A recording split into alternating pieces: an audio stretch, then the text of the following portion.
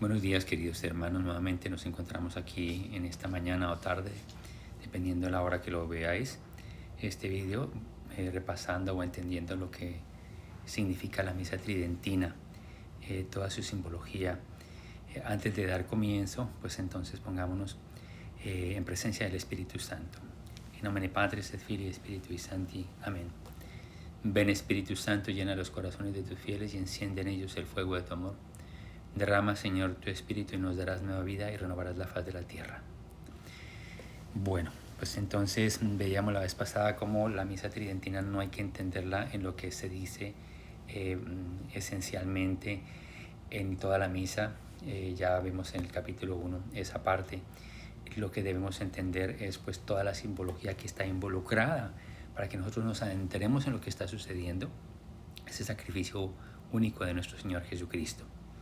Antes de dar comienzo a esta explicación de estas partes de lo que corresponde al capítulo de hoy, yo quisiera, y voy a insistir probablemente varias veces en esto en los diferentes capítulos, nosotros como católicos debemos entender que lo que sucede aquí es un sacrificio, el sacrificio de nuestro Señor Jesucristo. Es decir, lo máximo que se llega a expresar en ese sacrificio de todo lo que hace nuestro Señor Jesucristo, una de las cosas principales es su humildad. Si el Señor Jesucristo no hubiera ejercido esa humildad, no hubiera dejado crucificar por nosotros, nosotros no hubiéramos ganado nada. Debemos fijarnos muchísimo en la actitud de nuestro Señor Jesucristo en su sacrificio, en esa humildad, y lo mismo la humildad de la Santísima Virgen María. Por eso yo les llamo a las personas que están participando o que tienen la oportunidad de participar en una misa tridentina, una misa tradicional, una misa en latín, como se llama. La misa se conoce de esas tres maneras. Algunas personas la llaman la misa en latín, otros le llaman la misa tradicional y otro le llaman la misa con el rito Vetus Ordo, o sea, el orden antiguo, es decir, la misa antigua.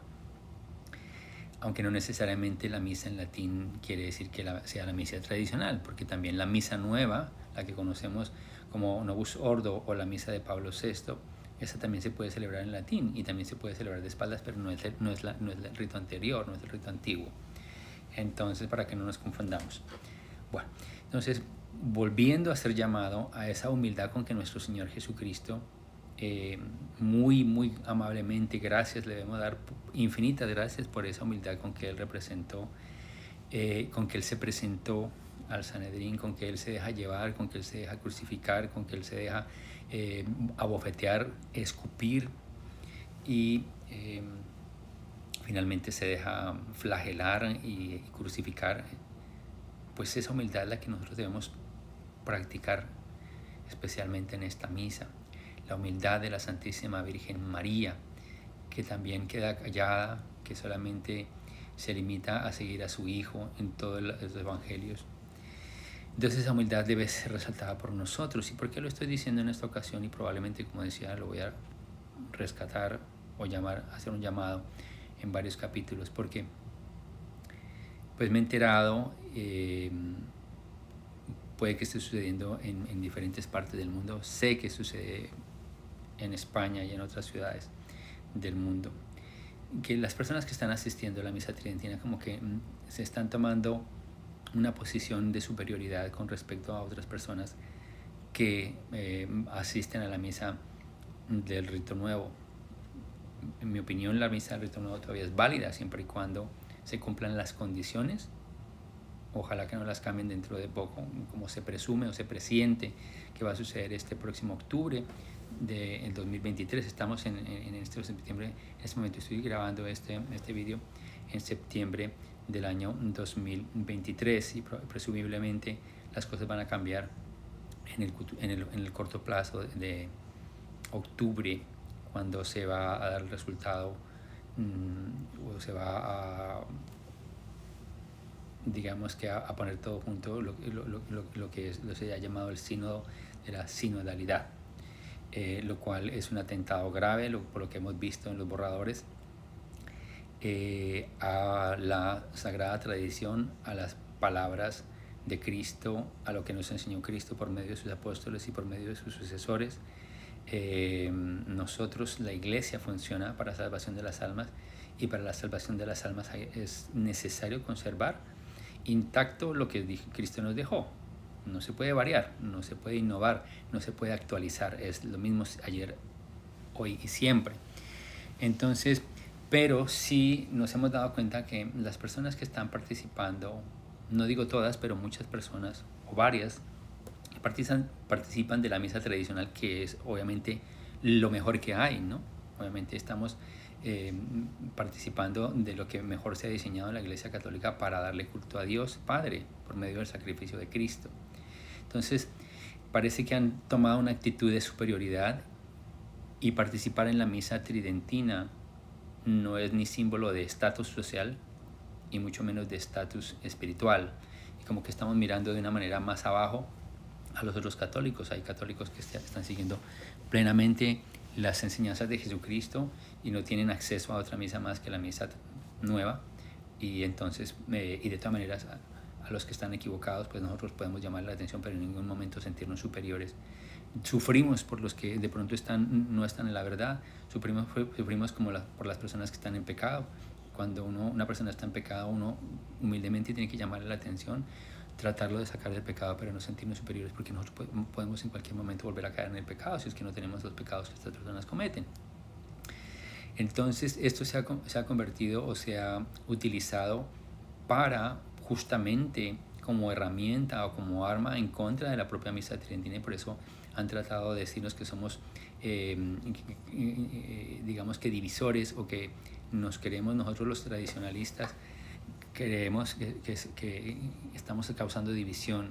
Claro, si nosotros llegamos con esa actitud a una misa, a veces yo me he dado cuenta cuando voy a asistir a alguna misa que no celebro yo, sino voy a alguna ciudad y participo, pues como que hay un grupo de gente que está, claro, a la misa tiene que irse muy bien vestido, lo mejor vestido, pero entonces empiezan a tener una actitud, es como que incluso llega una persona nueva con el misal, no lo entiende todavía, empieza a pasar las páginas, está perdido.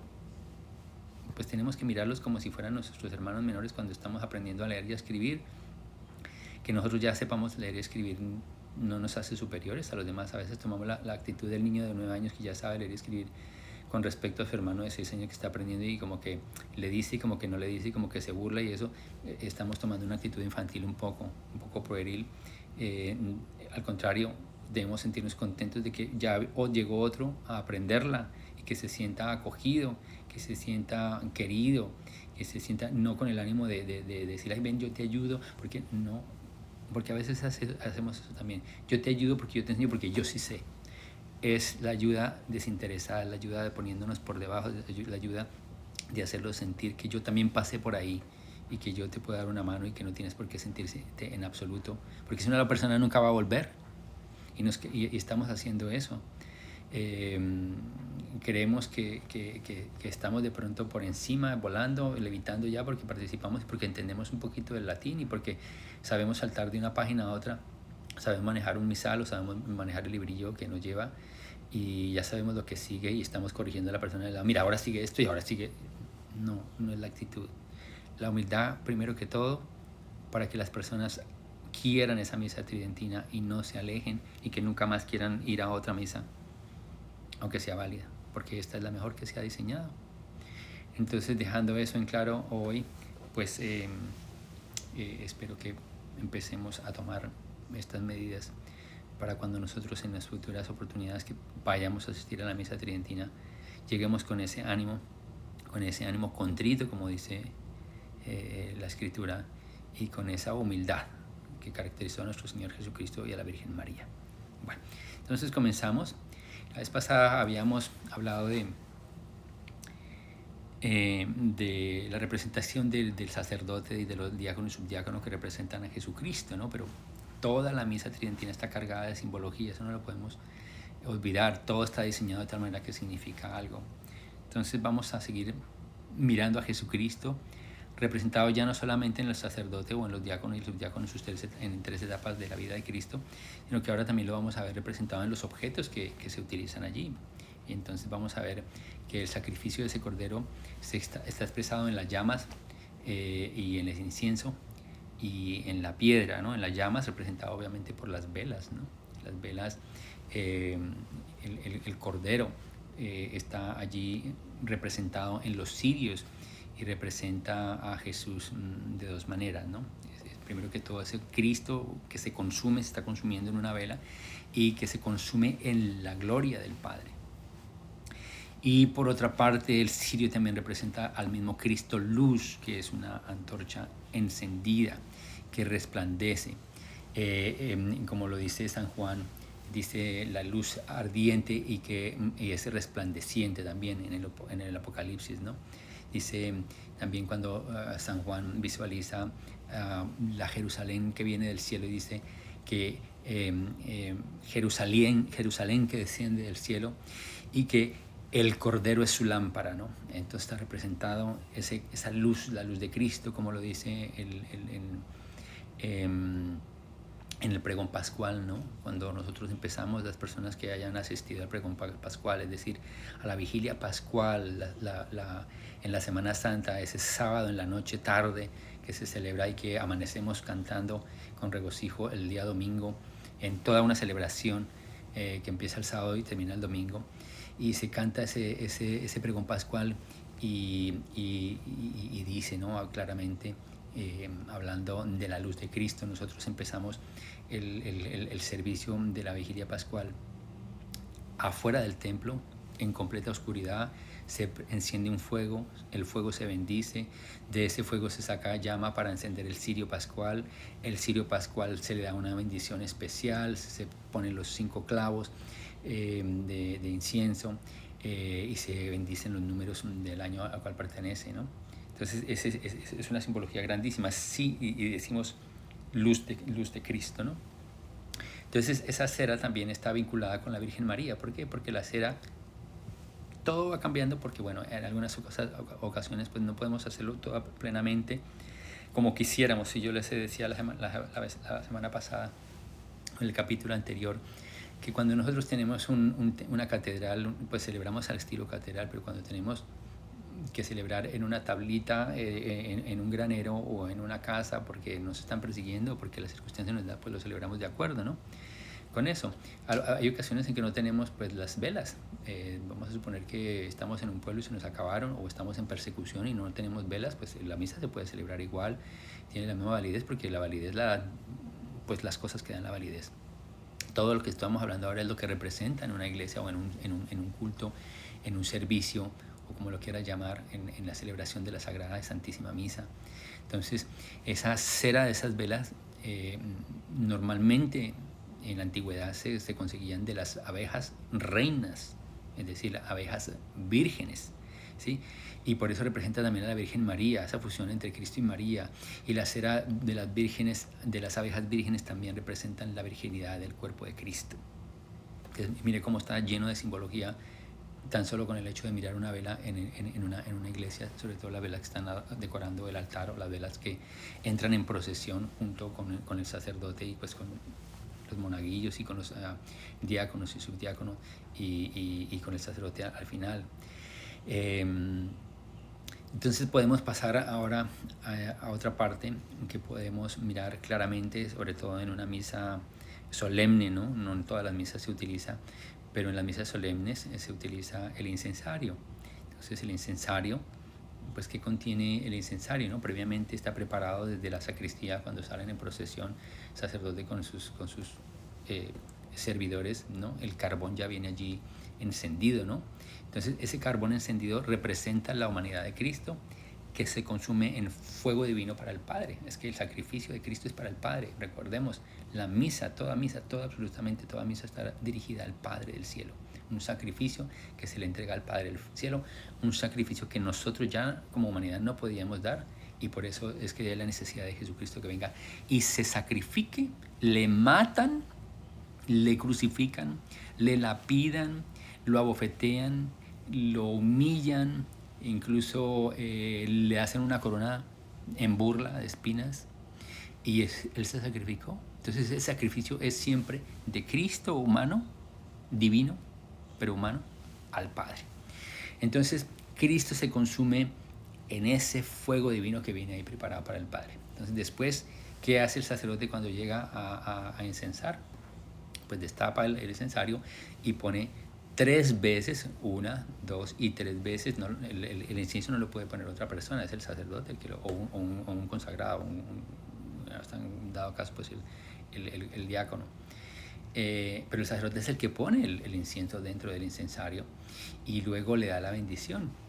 Entonces dice, ese incienso representa a nosotros, a los fieles de la iglesia, que somos arrojados dentro del fuego, de ese horno. Ese horno representa el sagrado corazón de Jesús ahí dentro, que se está ardiendo por amor al Padre, y que junto con él nosotros nos metemos ahí y le ofrecemos el sacrificio a Dios Padre, el sacrificio que va a empezar posteriormente, ¿no?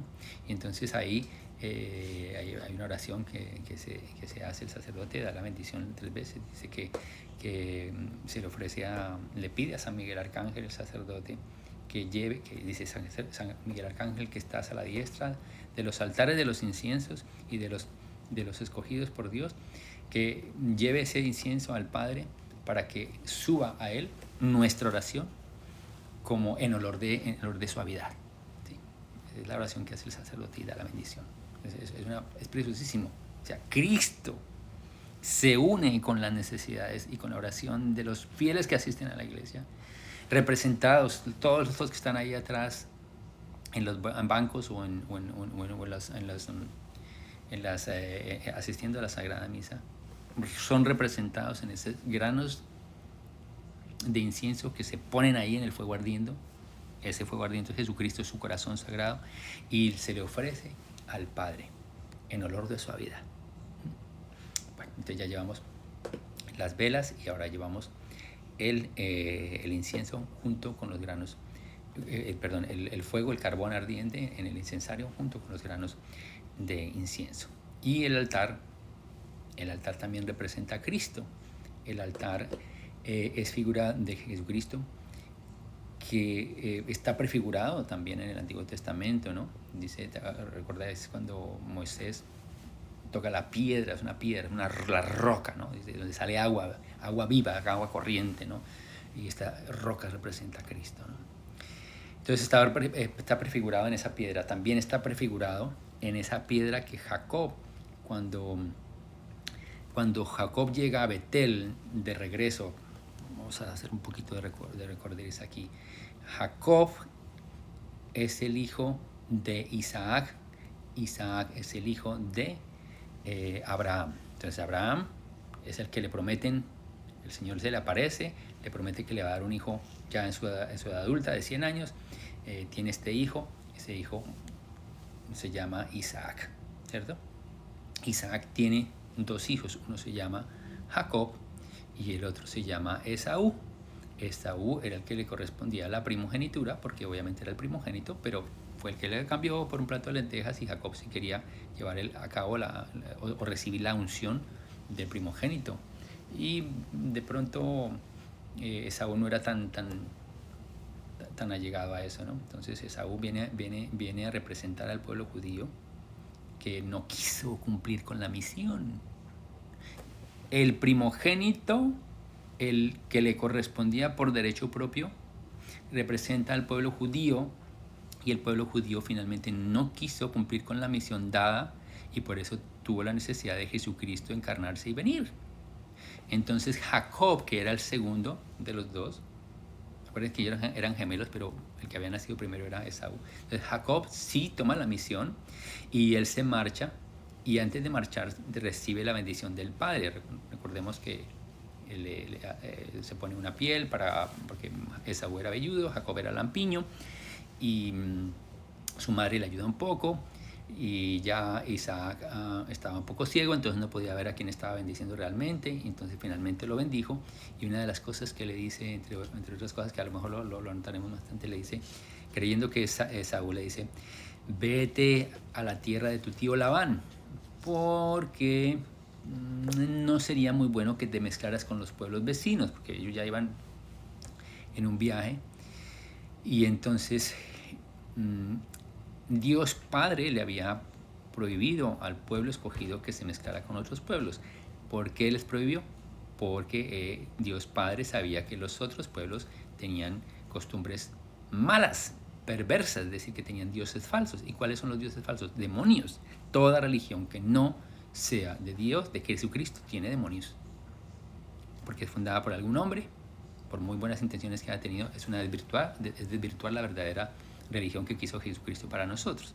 Entonces, no hay nada tal de que todas las religiones van al mismo Dios, por muchas buenas intenciones que tengan, podemos llevar la fiesta en paz, es decir, dejemos de matarnos, eso sí, pero no podemos celebrar, no podemos darle la comunión a una persona que no sea cristiana, católica, como acaba de hacer un obispo, creo que fue en Brasil, que trata de explicar y como de disculparse, pero a la larga lo que hizo fue corroborar que hizo bien. Le dio la sagrada hostia consagrada a un musulmán. Una persona que no es bautizada no puede recibir la comunión, eso está claro. Y eso es objeto de excomunión o de una pena grave. Y no pasó nada, ¿no? Entonces, por muy buenos que sean, por muy bueno que yo tenga un amigo, porque podemos tener muy buenos amigos de otras religiones, no lo podemos invitar a nuestras celebraciones porque no van a recibir ningún fruto. De pronto una conversión, sí, pero darle la comunión no se le puede dar la comunión a una persona que no sea bautizada. Entonces, Isaac le dice a su hijo Jacob, creyendo que es Esaú, que no se case con personas o mujeres de otras culturas, de los vecinos. No, uno debería casarse con una persona que no tenga la misma religión de uno. Sé que la iglesia ha hecho excepciones, pero hay unos compromisos de que la persona tiene que practicar la religión católica. Bueno, entonces eso hace Isaac, hacerle ver a su hijo que no se puede mezclar. Entonces Jacob se va para donde su tío Labán y allá encuentra a su esposa, pero en su ida de su casa, porque él recibe la bendición y sale pitando porque su hermano está en el campo, su hermano era muy fuerte, y entonces la madre le dice: tienes que ir porque si no él puede tener una reacción violenta, y efectivamente sale a perseguirlo. Jacob se escapa y en la escapada pues pasa por un sitio donde hay esta piedra, donde tiene un sueño, y donde ese sueño ve bueno, primero se le aparece Dios ahí. Con el tiempo, eso se llama Betel. Con el tiempo, después de 20 años, Jacob ya regresa en una circunstancia ya que tenía dinero, porque Jacob salió con una mano atrás y una adelante. Dejó todo porque tenía que huir por su vida. Y 20 años después de haberle servido a su tío Labán, y viene con sus mujeres y con sus esclavas y con todo y con su ganado y toda la cosa, y viene a encontrarse otra vez con su hermano, y entonces viene y en esta roca donde tiene el sueño, otra vez donde ya había pasado, entonces le dice al Señor que tiene que hacer allí un altar, y el altar, cuando Jacob recibe esa orden de hacer ese altar ahí, que representa, y ahí está lo que quiero decir, está prefigurado nuestro Señor Jesucristo en ese altar, en esa piedra. Por eso es que los altares pues preferiblemente son de piedra, preferiblemente, no necesariamente, pero preferiblemente de piedra, ¿no? Y los días lo hacen más que todo pues de mármol y estas cosas, ¿no? Y entonces, para consagrar ese altar, pues claro, dentro de su tribu, dentro de su familia, pues venían los esclavos, venían un montón de que no necesariamente eran del pueblo judío, y les hace quitar todos los colgandejos, todos se van a purificar. A nadie quiero que tenga cosas de otros dioses. Por lo tanto, nosotros sabemos que no podemos pertenecer, no podemos asociarnos con ninguna otra religión, por muy buenos que sean. Entonces, nosotros lo que tenemos que hacer es invitarlos, convertirlos, que se hagan prosélitos. El proselitismo es algo sagrado, es algo bueno. De hecho, nos manda el Señor dice: id al mundo entero y predicar el evangelio en los 4 puntos cardinales, y que se conviertan. Y una vez que se conviertan, el símbolo de la conversión es que se bauticen, y ahí empiezan a ser católicos. Entonces eso es lo que hay que hacer con las personas que nosotros sabemos que no profesan nuestra misma religión, pero no podemos pensar que ellos tienen la religión verdadera, y que todas las religiones son válidas y que todas son queridas por Dios, como dijo este hombre en Roma, Bergoglio, que todas las religiones son queridas por Dios. No, todas las religiones. Dios solamente quiere una. Es decir, si yo soy Dios, ¿por qué yo voy a querer que crean en otros dioses? A ver, si lo están engañando, ¿sí? Entonces, no tiene lógica lo que dice este hombre, pero bueno, la gente se lo cree. Entonces, es en esa roca, en Betel, que también se prefigura a nuestro Señor Jesucristo, y por eso el altar representa también al Señor Jesucristo. Entonces ya sabemos, mire, el sacerdote representa a Jesucristo, las velas representan a Jesucristo, el incienso, el incensario, el carbón encendido representa a Jesucristo, y por eso lo tiene que bendecir el sacerdote.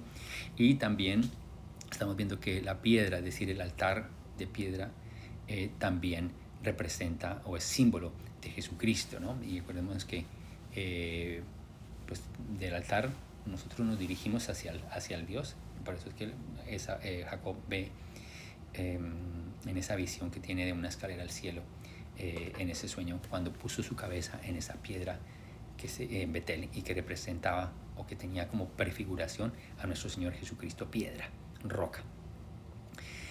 Entonces ese altar, por eso es que tiene que ser consagrado, ¿no? Preferiblemente.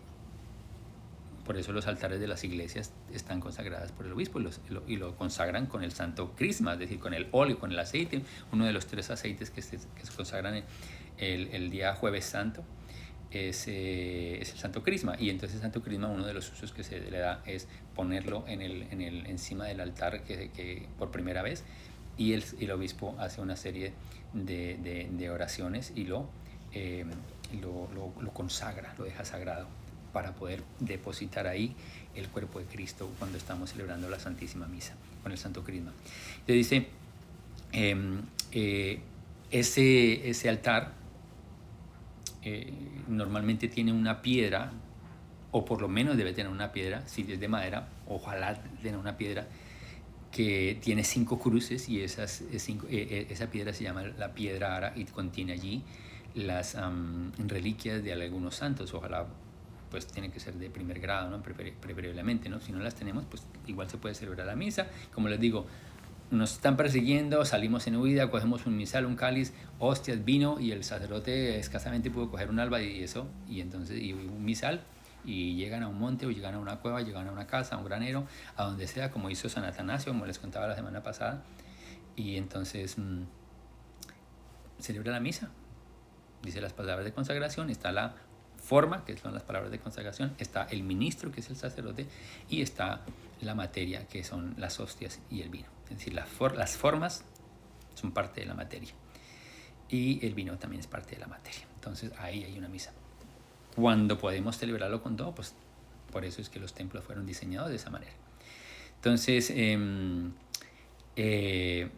también es nuestro Señor Jesucristo, recordemos que siempre se nombró como la piedra angular que fue desechada por los arquitectos, pero que a pesar de que fue desechada por los arquitectos, que fue desechada por el pueblo judío, independientemente sigue siendo la piedra angular. Bueno, entonces ahora, ¿con qué decoramos ese altar? Pues primero que todo le ponemos unos manteles. Los manteles pues tradicionalmente tienen que ser de lino, y son 3, por eso la misa tridentina tiene 3 manteles, y esos 3 manteles o lienzos representan la pureza de la humanidad de nuestro Señor Jesucristo. En primer lugar representan la humanidad, pero la humanidad pura de Jesucristo, ¿no? Y como son 3 manteles, pues obviamente está representado el símbolo trinitario, ¿no? Y las 3 partes de la humanidad de Cristo, que son el cuerpo, el alma y el espíritu. Bueno, y normalmente justo sobre encima del altar, hacia atrás, se ha colocado pues un tabernáculo o un sagrario, ¿no?